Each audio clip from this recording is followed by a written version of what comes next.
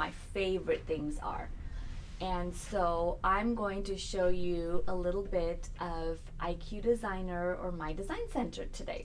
So no projects, just a little technique for those of you who have the machines and are looking to make a last minute gift or something for Easter. You could do a card, you can embroider this on felt, you can make a little basket. I'll have a little basket that I'm going to show you. So anyways, it's just super fun, super easy, and what can I say? I love it. Okay, so let's see who just joined us. Good morning, Diamond. Good morning, Margie. Welcome, you guys. Good to see you. Let me change cameras. Well, actually, let me just show it to you here first, and then I will change cameras so you guys can see it up close and personal. So let's see where my camera is. Woo, I can't do this. There we go. Can you guys see that? See the egg without this little... There we go. So that's what I'm going to show you, is how to make that little Easter egg. Cute, right? So the Easter egg was an artwork that I grabbed from the computer. You know, Google's one of my good friends, and so I just printed the artwork. I always want to go and show it here because I see you guys here, but the camera is here, so sorry about that. I just went ahead and printed this out. Now, if you have a machine that has the app, you can just capture that image on your phone and then bring it in that way. So a couple of ways to do that. Today though, I thought I would show you how to do it using the scanning mat. I haven't covered that one in a while, so I thought, you know what, let me just kind of go back to the basics, because that's how this machine started, is with that scanning mat. So let me change cameras real quick. Good morning, Mary Jane. Hey, Marty. All right. Oh, you like my nails? Okay, so Laurel, there's a story behind this nail. So I wanted a pink, and I liked this. There's two pinks I was debating with. I thought one might be too light, so I thought I'll go a little bit brighter. But it's kind of like a pink purple, so I'm not sure. So you like it? I don't know. I think I like it. Yeah, I mean, I do like it. What can I say? I'm really picky about my colors on my nails. It's so funny. I don't know. I don't know why I'm like that, but okay. So here's my artwork. Let me show you the design again. Just kind of flattening my bag out here. So here is, and look at the size difference, right? Huge compared to this tiny guy. So this one here, you can put it on just about anything. I thought you could just make even cards and embroider this on felt, and just put it in those, you know, OESD has those blank cards that we can put that on. This one here is straight embroidery. There's no applique on there, but I'm thinking, you're my hand. Oh, thanks, Marty. Yeah, you know what? It's growing on me. But in certain lights, I'll have to admit. So right here, it looks beautiful pink, but in certain lights, it has a purple kind of tint to it, and I'm not a purple person, really. Anyways. So this egg is straight embroidery, no applique, nothing. Quick fills, a little bit of outline, and bam, you're done. Then I'll take you one step further. For those of you who want to challenge yourselves, I'm going to show you how to take a design and make it into an embroidery. So are you guys ready for some fun? Let's go ahead, and I will be right back. I need to turn on the air conditioning in here. Speaking of hot, it's already warm in here. So give me a quick second. I'll be right back.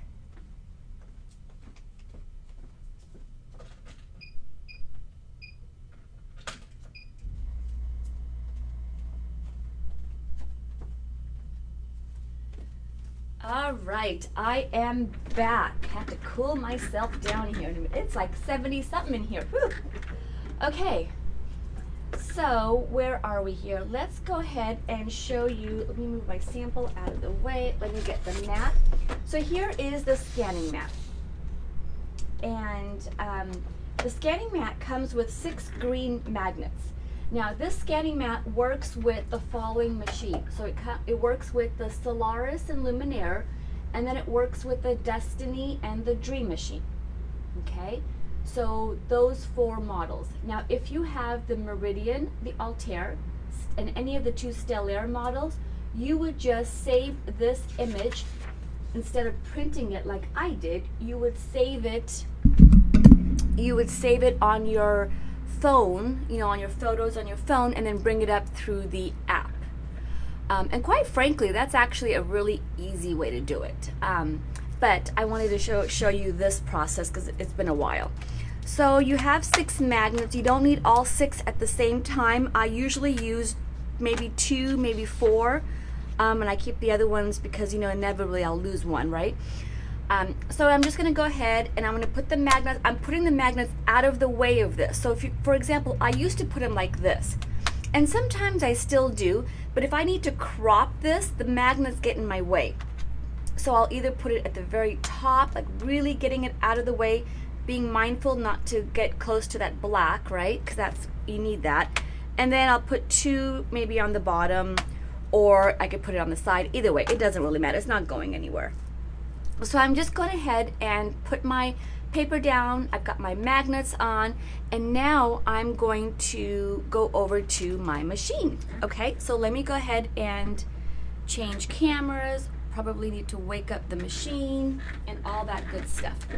All right, I'm gonna move my mic so it's closer to me, and here I go. Okay, so the first thing I'm gonna do is just attach, and I don't have a camera on this. I'm just attaching my, I guess I could. Hang on a second. Let me get another camera on here real quick. It's super easy to do. Give me 1 second. Let me turn my other camera on and see if I can do this. Okay. All right, so here is the scanning mat. It's attached to my machine. And then all I need to do is I'm going to click on a couple of things on the machine, and then I'll come back and show you how it's scanning. So I'm going to bring you back over to the machine screen for just a second.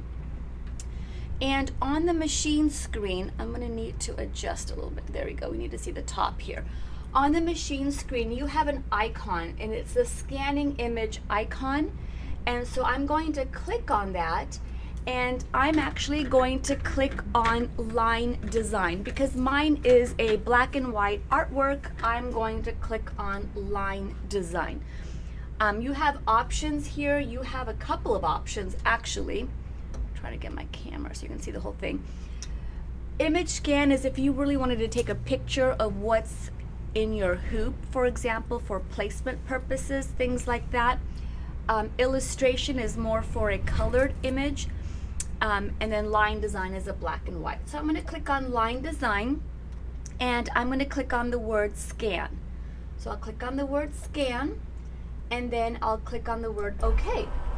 And now let me go ahead and change camera so you guys can watch it scan, and it's just going to scan my artwork.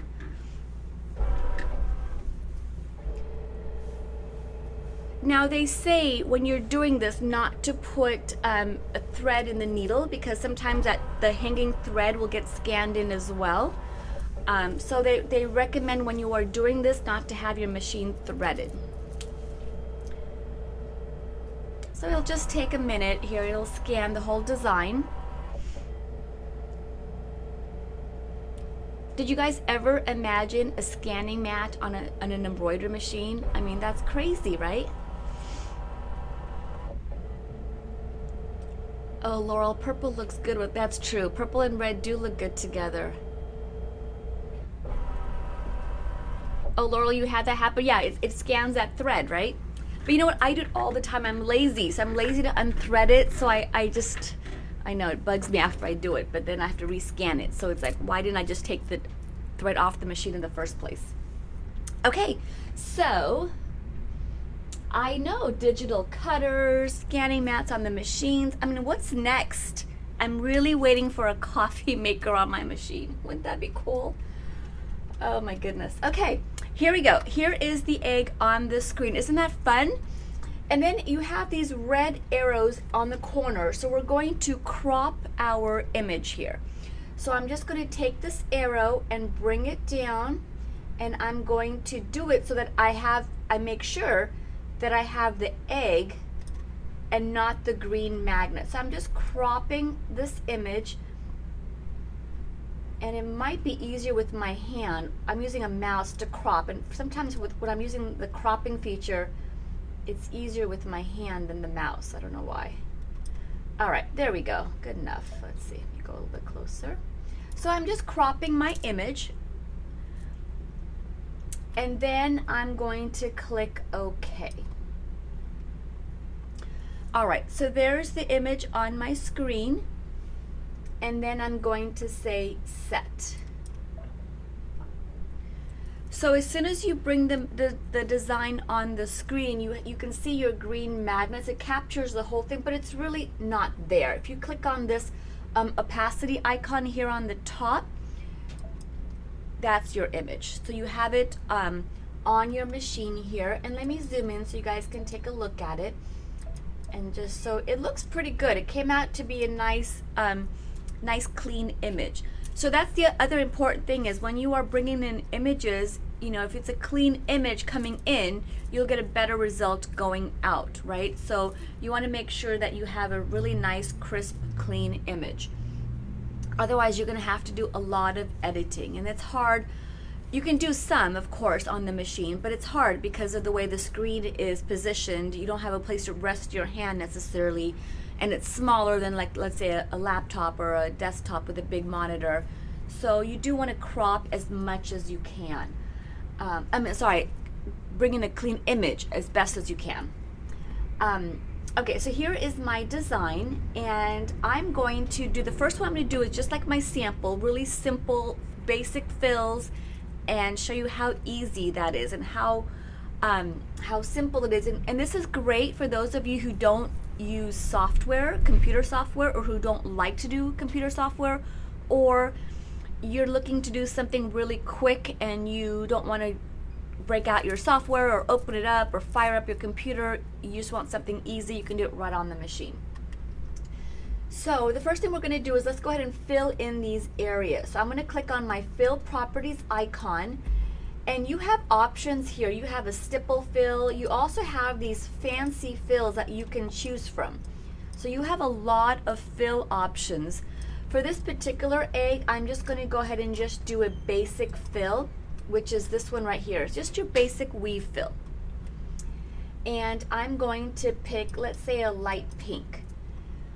And I'm going to click on my bucket or the cup icon to activate that. And then I'm just going to click anywhere that I want to fill. So let's go ahead and do inside these zigzag parameters here. Oh, look, it's looking good already. Look at that. And then I'll go back over because I want to change color. Now, changing color only means that your machine will stop. So if you want your machine to stop so you can put a different color, you do need to change the color on the screen. Otherwise, the machine thinks it's all one color and it will not stop. So we're going to go ahead and let's pick another color, and we'll click inside these two sections. Okay? The next thing we're going to do is click in the circles to digitize those. So let's pick maybe a yellow. Let's do a bright yellow. And then we're just going to click inside that.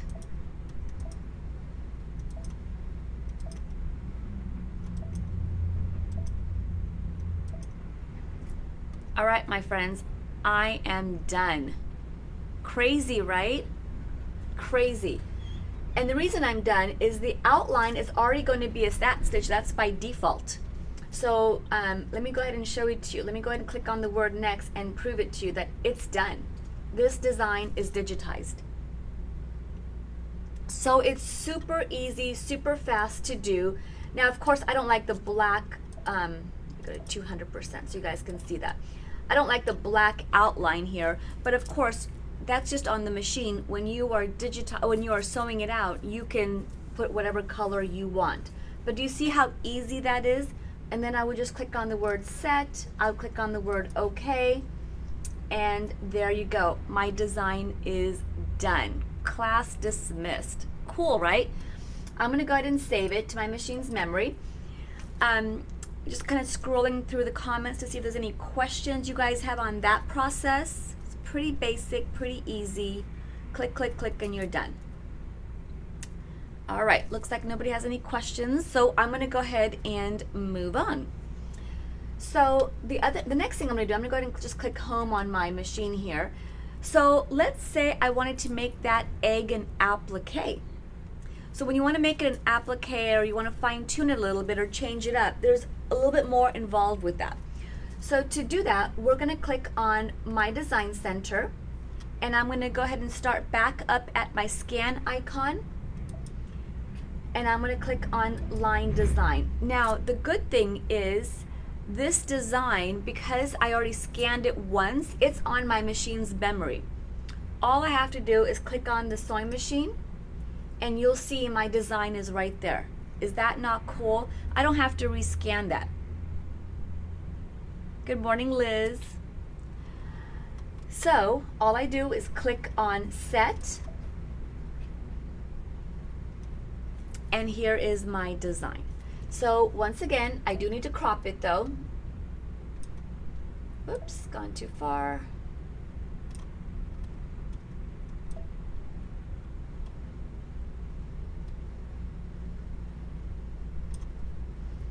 All right, so I've cropped my design.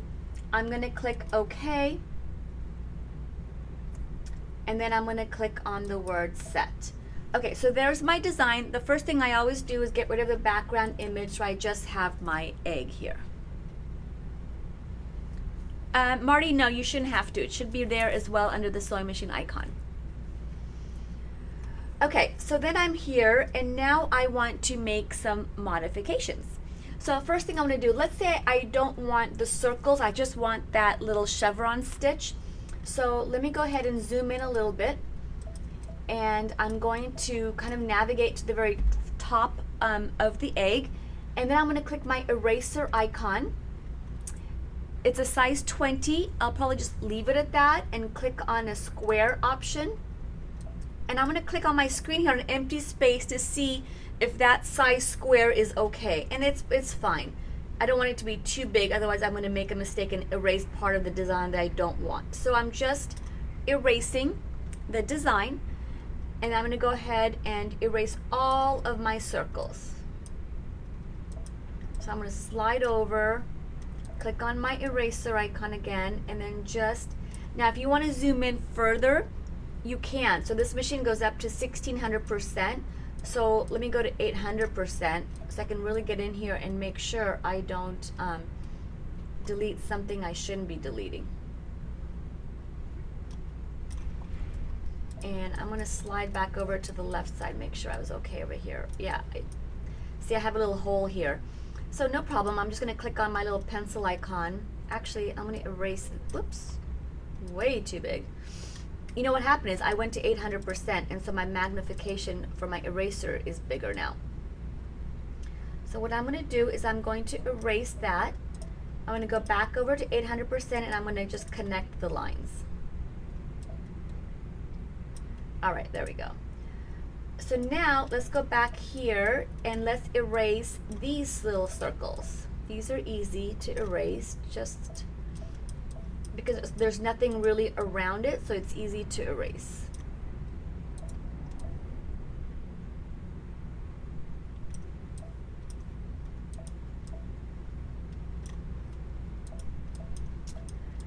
Okay, now I'm going to come here and I'm going to be a little bit more careful. So I'm going to come in here and I'm going to erase, and I'm going to go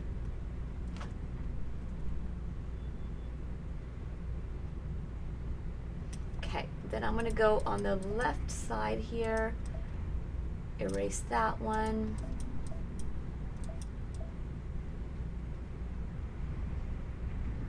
Now, of course, you can find an image that doesn't have the circles and it has a chevron or whatever, right? You can do all of that good stuff too. But there you go. So there's your design without the circle. So it's modified. So you're not limited by what you get from the computer or your image that you start off with.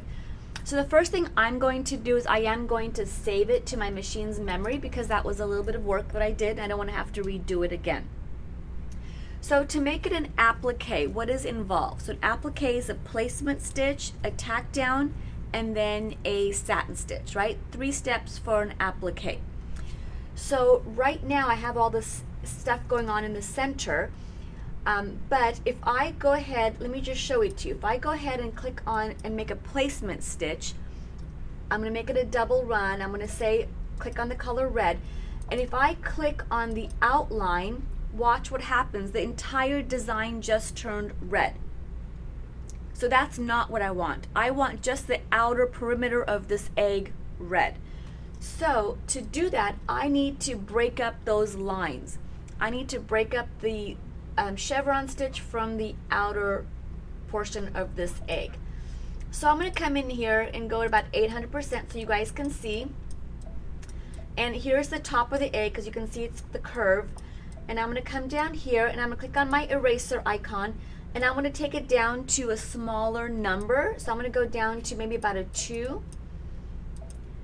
And then I'm going to come in here and I'm just going to erase this part of the design. Okay?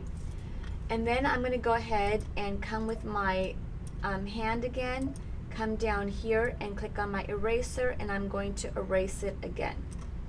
So I'm just separating the chevron stitch from the actual outline. Oops.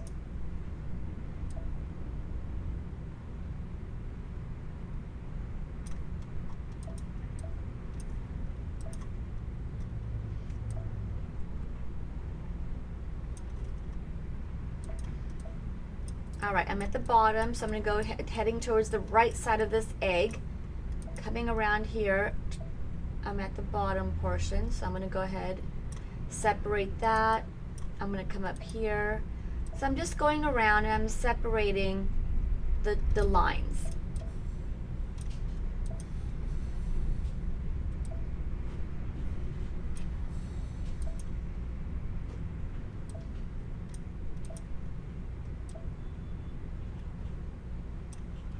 Okay, let's see. Okay, I'm at the top.